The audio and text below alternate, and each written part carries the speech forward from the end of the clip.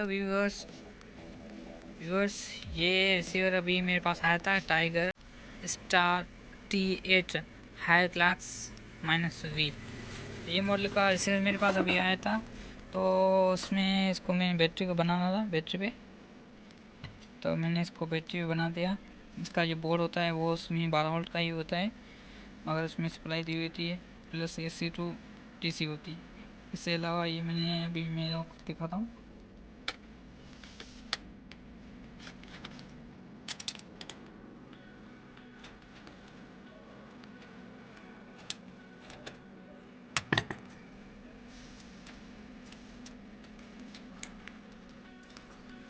ये मैंने इससे वायरिंग की थी, ये पिन वगैरह मैंने इसमें लगाई थी। फिर लगाने के बाद ये मैंने इसमें वायरिंग कर दी।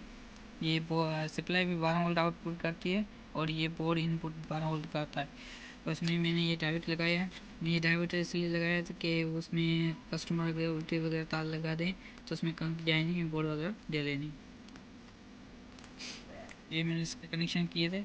कनेक्शन करने के बाद आप देख लें प्लस प्लस में माइनस माइनस में ये हो गए और ये इसको सारा बोर्ड ये ऑन हो गए। बोर्ड पे आप तस्वीर कर लें, इसमें स्विच बोर्ड लगा पड़ा है।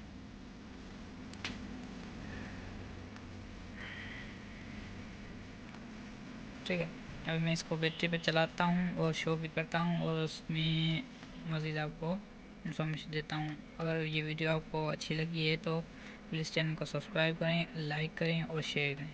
शुक्रिया।